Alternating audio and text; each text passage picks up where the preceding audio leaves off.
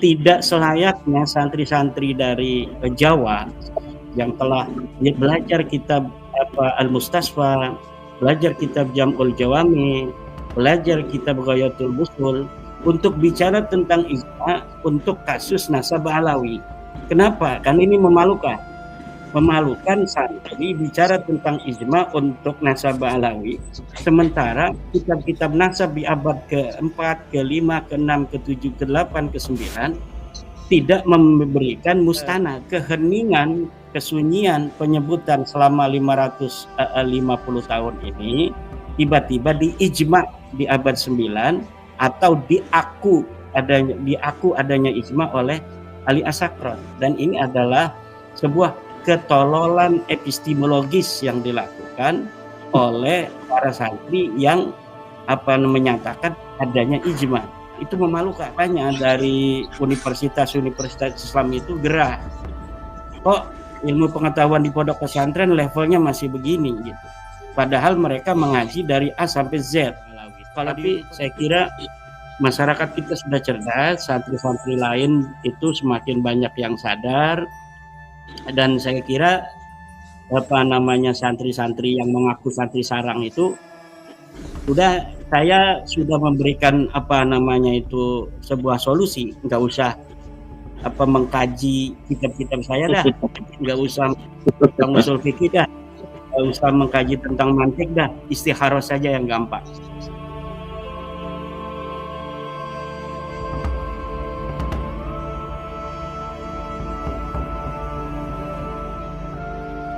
Dan terkait dengan masalah ijma itu di dalam etimologi usul fikih misalnya itu harus ada mustanad. La budda minal ijma'i ayyakuna lahu mustanad. Tidak boleh tidak, sebuah ijma itu harus ada sandaran dalil yang digunakan untuk ijma itu. Seperti ijma'nya umat Islam terhadap salat 5 waktu misalnya. Itu tidak berdiri sendiri di ruang hampa, tetapi ijma adanya kewajiban sholat 5 waktu itu bersandarkan dalil-dalil nas yang qat'i dari Al-Quran, yaitu aqimus sholah. Kemudian nas-nas yang azanni dari hadis-hadis Nabi.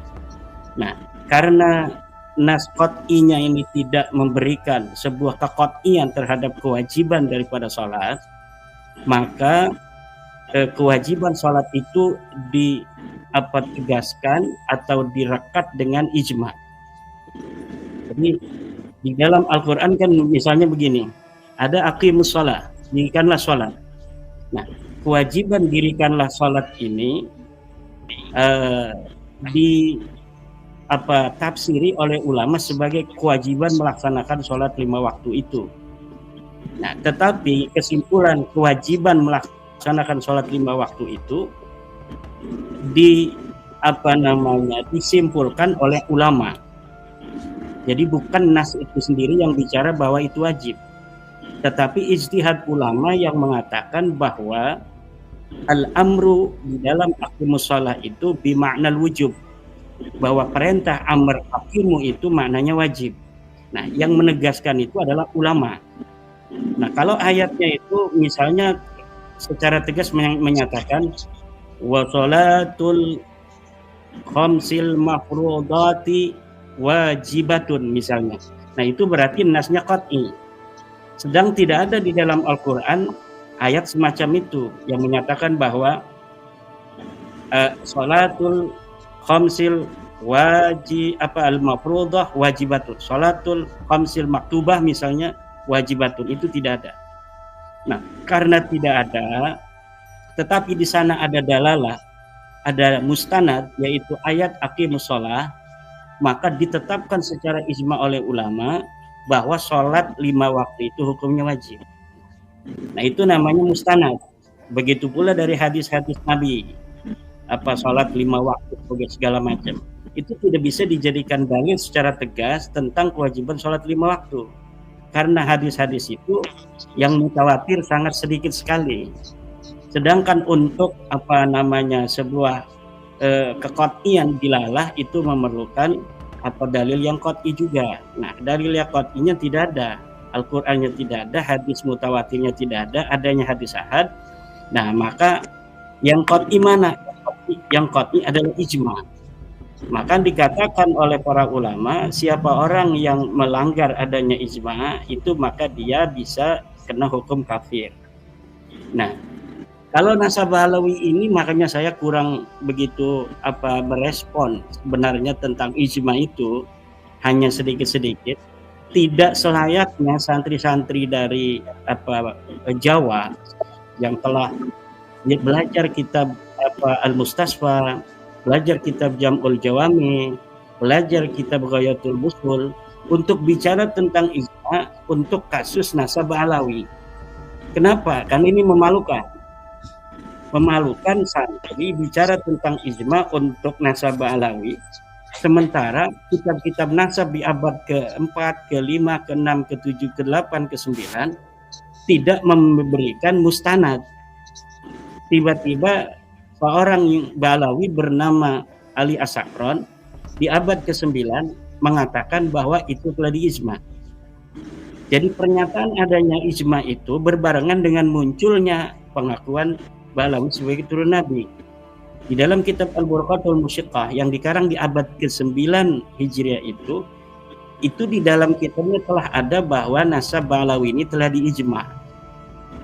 Nah, pernyataan itu setelah diverifikasi, iddi'aul ijma itu adalah iddi'aul ijma yang bila mustanad.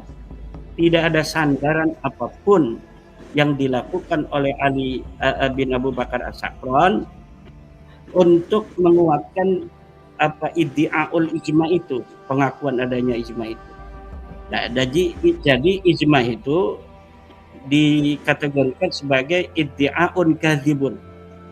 Jadi sebuah pengakuan yang dusta tentang adanya ijma, padahal jangankan di ijma, masuk dhaif aja tidak. Ini masuknya hadis. Kalau hadis, nasabah alawi ini adalah nasabun maudhu'. Kalau hadis, hadisun maudhu', yaitu hadis palsu.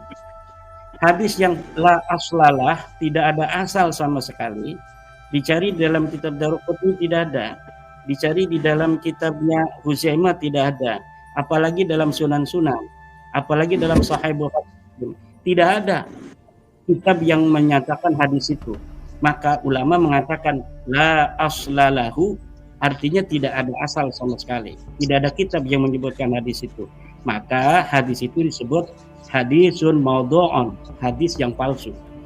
Nah, kemudian nasab alawi yang mengaku sebagai keturunan Ahmad bin Isa, Ahmad bin Isanya disebutkan di abad ke-4, Ahmad bin Isanya disebutkan di abad ke-5 dalam kitab Tahdhibul Ansab. Anak-anaknya sebagian disebutkan, tapi tidak disebut nama Ubaid di sana. Kemudian di abad masih ke-5 dalam Muntaqilatul Talibiyah disebutkan nama Ahmad bin Isa, disebutkan nama-nama anak daripada Ahmad bin Isa yang berketurunan dan bila ilmu, yang berketurunan 2, itu Muhammad dan Ali, dan yang punya ilat tidak disebutkan, yaitu Husain di dalam kitab Muntaqilatul Talibiyah, karena ada ilat yaitu ikhtilat. Kemudian di dalam kitab Al-Masih juga demikian, ini masih abad ke-5 semua. Disebutkan nama Ahmad bin Isa, tapi tidak disebutkan nama Ubaid sebagai anak Ahmad bin Isa. Di abad ke-6, 597 Hijriah, dalam kitab Asy-Syajarah Al-Mubarakah, Imam Al-Fakhrur Razi, seorang ahli tafsir dan ahli nasab, menyebutkan dalam kitabnya Asy-Syajarah Al-Mubarakah, nama Ahmad bin Isa disebutkan. Kemudian nama anaknya semuanya disebutkan, tiga-tiganya disebutkan, walaupun yang satu itu ada ilat ikhtilat, tapi tetap disebutkan, yaitu Muhammad, Ali, dan Husain. Muhammad dan Ali ini aqaba, dua-duanya punya keturunan dan dua-duanya bila illah, tanpa adanya ilat. Tetapi untuk Husain ini disebutkan oleh Imam Fakhruddin Ar-Razi, tapi dengan catatan adanya ikhtilat. Ikhtilat itu adalah orang betul-betul mempunyai garis sebuah nasab misalnya, tetapi karena adanya musyawarah, adanya perkawinan dengan keluarga, kemudian keturunan Ahmad bin Isa ini salah di dalam memitigasi keturunannya ke atas. bukannya ke Ahmad bin Isa, malah ke Ahmad Asy'arani. Ini sama-sama keturunan Ja'far Shadiq, tapi beda jalur. Nah, karena adanya ikhtilat, muntaqilatut talibiyah, Imam Tabatabai di abad 5 tidak menyebutkan Husain ini. Tetapi kemudian Imam Fakhruddin Ar-Razi tetap menyebutkan nama Husain, walaupun ada elat, yaitu ikhtilat, dengan diberikan tambih bahwa ini ada elat. Nah, itu sama sekali nama Ubaid tidak ada itu di dalam radar para ahli nasab di abad ke-5 dan abad ke-6. Di abad ke-7 ada kitab Al-Fakhri. Kemudian di abad selanjutnya ada kitab Al-Asili, ada kitab As-Sabatul Musar, ada kitab Umdatul Talib Al-Kubra, karangan Ibnu Inabah 828. Sama sekali tidak disebutkan ketika menyebut nama Ahmad bin Isa dengan anak-anak keturunannya, tidak sama sekali disebutkan nama Ubaid di sana. Ini membuktikan Ubaid ini memang bukan anak dan keturunan daripada Ahmad bin Isa, bukan keturunan daripada Nabi besar Muhammad sallallahu alaihi wasallam. Nah, kemudian keheningan, kesunyian penyebutan selama 550 tahun ini tiba-tiba diijma di abad 9 atau diaku adanya ijma oleh Ali As-Sakran, dan ini adalah sebuah ketololan epistemologis yang dilakukan oleh para santri yang menyatakan adanya ijma. Itu memalukan. Makanya saya tidak terlalu memperbesar itu, tetapi saya ingin memberikan sedikit ilmu untuk dibagi kepada santri itu agar kemudian bisa untuk menelaah kembali. Nah, tanya dari universitas-universitas Islam itu gerah. Kok ilmu pengetahuan di pondok pesantren levelnya masih begini gitu. Padahal mereka mengaji dari A sampai Z. Kalau di universitas kan kita mengkaji misalnya bab ijma, ya hanya bab ijma saja. Kemudian kita adakan sebuah mudzakarah, kita adakan sebuah diskusi, sebuah dialog dan lain sebagainya. Tetapi kitabnya tidak dibaca. Tetapi ternyata pemahaman yang ada di universitas itu karena adanya dialog itu mungkin sangat meresap di dalam alam pikiran para mahasiswa, sehingga para dosen-dosen itu saya lihat dokter-dokter itu geram sekali melihat adanya kesenjangan pemahaman terhadap usul fikih yang sebenarnya saya kira di pesantren lain tidak. Itu mungkin karena adanya sebuah keinginan untuk membela yang begitu kuat, kebetulan ada celah di sana. Nah, kalau misalnya ada celah sedikit kan mudah-mudahan aja ini bisa kemudian